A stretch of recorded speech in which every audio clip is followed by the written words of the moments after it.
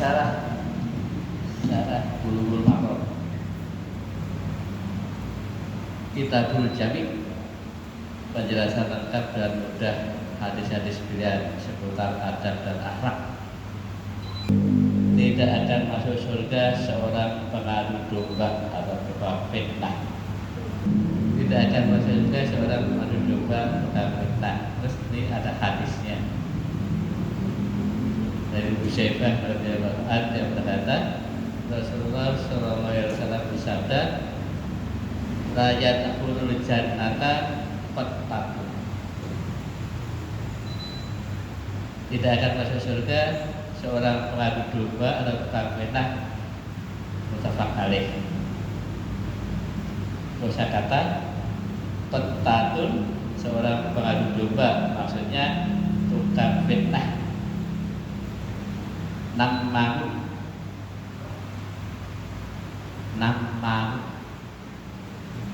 dikatakan kotal hadisa yakutu,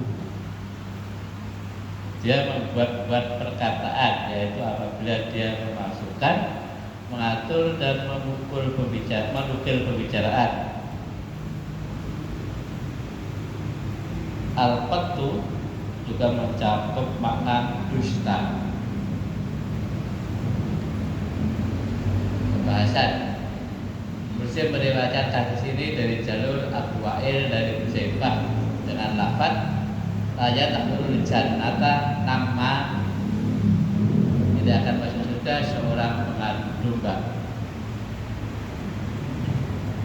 Al-Hafidz Ibnu Hajar di dalam Fathul Bari mengatakan, disebutkan bahwa perbedaan antara al-qattatu dengan an-namamu adalah an-namamu yaitu orang yang menghadirkan suatu kisah lalu menyebarkannya, sedang al-qattatu adalah orang yang berusaha memimpin suatu pembicaraan dari arah yang tidak diketahui secara sembunyi-sembunyi lalu menyebarkannya berita yang sebenarnya.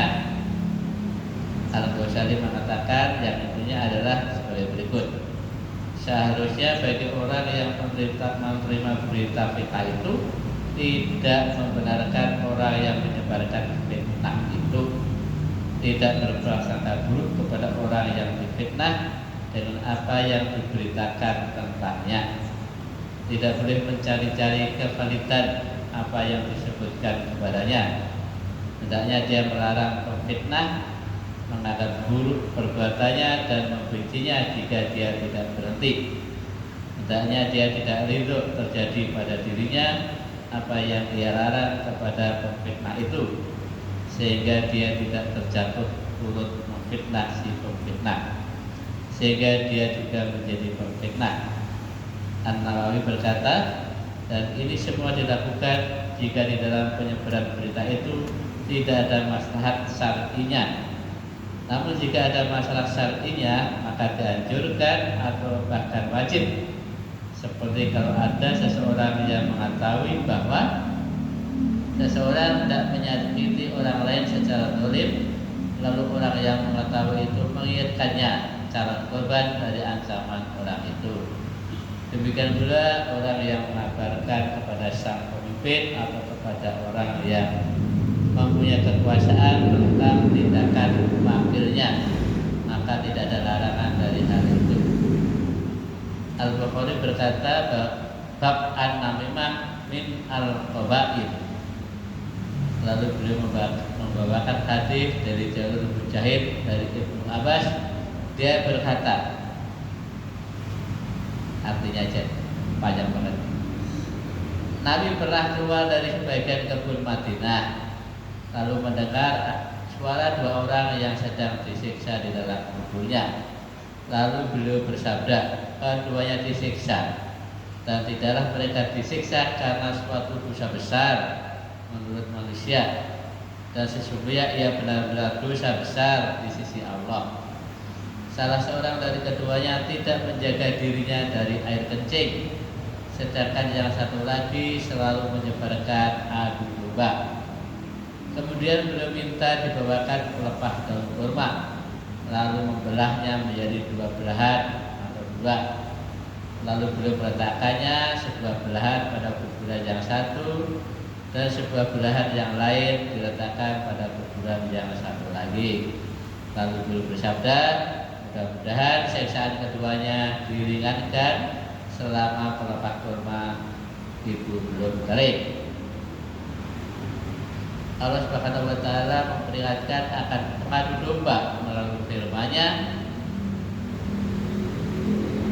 dalam Al-Hujurat ayat 6. Bismillahirrahmanirrahim. Ya ayyuhalladzina amanu in ja'akum fasiqun binaba'in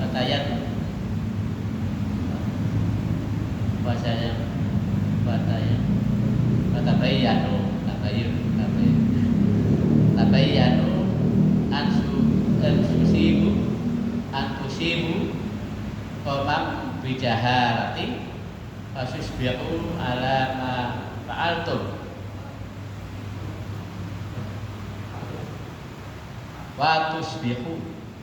fatusbihu ala ma fa'altum nadimi. Hai orang-orang yang beriman, jika datang kepada kalian orang fasik membawa suatu berita, maka periksalah dengan teliti agar kalian tidak menimpakan suatu musibah kepada suatu kaum tanpa mengetahui keadaan yang menyebabkan kalian menyesal atas perbuatan kalian. Ini menunjukkan bahwa pengadu domba adalah seorang fasik hingga walaupun dia benar.